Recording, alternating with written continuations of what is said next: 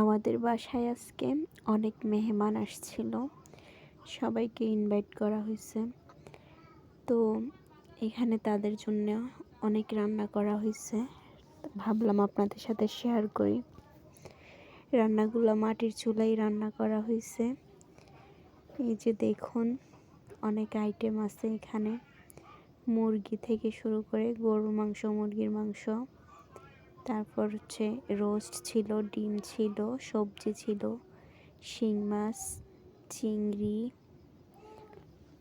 তারপর ছিল হচ্ছে মাসকলাইয়ের ডাল, পেঁয়াজ পাতা ভাজা। তো এখানে ছিল দেশি মুরগি রান্না।